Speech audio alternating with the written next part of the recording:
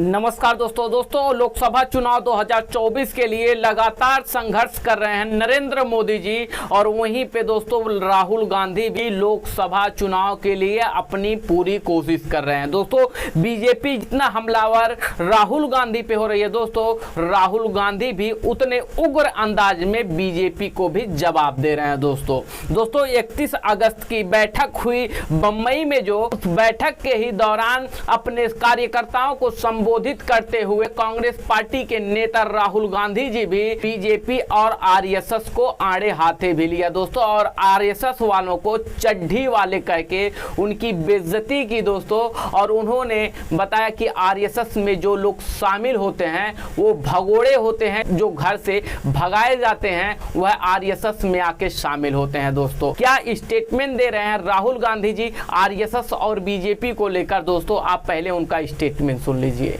और जो BJP RSS वाले होते हैं वो नरेंद्र मोदी जी ऐसे बैठते हैं और उनके पीछे लाइन लगी रहती है, वो भी ऐसे बैठते हैं। गलती से भी मुस्कुरा ना ले, पता नहीं क्या हो जाएगा, मोदी जी मार देंगे।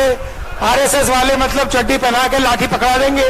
उनको जिंदगी जीना नहीं आता, सब घर से भाग जाते हैं। मैंने एक दिन अपने कार्यकर्ताओं से पूछा, आप में से 100-200 लोग थे, मैंने उनसे पूछा भैया एक बात बताओ, आप में से कितने लोग घर छोड़ के भागे? 110-120 लोग थे। एक लड़के ने हाथ उठाया। मैंने कहा अच्छा एक बात बता, भागा था मगर वापस आया? कहता है हाँ। मैंने कहा क्यों? मेरे पापा और मां मुझसे प्यार करते हैं, मुझे दर्द हुआ इसलिए मैं वापस गया।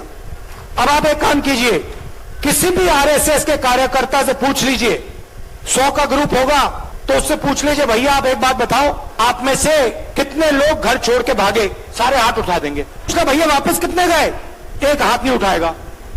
क्यों? क्योंकि इनको पहले से नफरत इनके दिल में डाली जाती है। दोस्तों आरएसएस को और बीजेपी को आड़े हाथे लेते हुए राहुल गांधी जी भी बीजेपी पे पूरी तरीके से पलटवार कर रही है। और दोस्तों वहीं पर बीजेपी ने पलटवार करते हुए दोस्तों 5 दिन के लिए संसद विशेष सत्र बुलाया जा रहा है। दोस्तों 5 दिन की बैठक होगी। अब उसमें ये निर्णय नहीं किया गया है कि उस संसद सत्र में किस मुद्दे को लेकर बहस किया जाएगा दोस्तों। और दोस्तों जो मुद्दा आने वाला है वो मुद्दा यही है कि जैसे महिला विधेयक, एक कानून इसको भी बनाने की बात कर रही है दोस्तों। और दोस्तों एक कानून जो यूनिफॉर्म सिविल कोड है, जो एक सामान्य नागरिक संहिता कानून है, उस पर भी बहस हो सकती है दोस्तों। और दूसरा दोस्तों एक राष्ट्र और एक चुनाव करने की भी बात हो सकती है दोस्तों 5 दिन के संसद सत्र में। दोस्तों एक देश एक चुनाव की बात हो रही है दोस्तों, इसमें पूरे 5 साल के अंदर केवल एक बार चुनाव होगा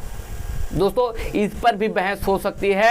और दोस्तों जो यूनिफॉर्म सिविल कोड है, जिस पर पिछले कई सालों से सुप्रीम कोर्ट मांग कर रही है, जो हिंदू धर्म के हैं वह अपने धर्म के रीति रिवाज से शादी करते हैं, जो मुस्लिम मजहब के लोग हैं वह अपने धर्म के रीति रिवाज से शादी करते हैं। बट दोस्तों कानून के अंदर इनकी अलग अलग धाराएं भी बनाई गई हैं, जो कि अब इसमें जब बात कोर्ट में जाती है, कोई एक धर्म से दूसरे धर्म से शादी करता है दोस्तों, कोर्ट में जाते हैं तो दोस्तों कोर्ट में फंस जाती है, क्योंकि जो धाराएं बनाई गई हैं दोस्तों वह हमारे देश की जाति और धर्म को देखकर बनाया गया था दोस्तों। उसी के लिए यूनिफॉर्म सिविल कोड मांग करती है सुप्रीम कोर्ट। दोस्तों इस पर भी बहस हो सकती है। जहां तक बहस हो सकती है एक राष्ट्र और एक चुनाव पे हुई हो, इसी मुद्दे पर दोस्तों संसद सत्र में बहस हो सकती है, जो इसी 3 विधेयक को बीजेपी संसद के अंदर लेकर आने वाली है। और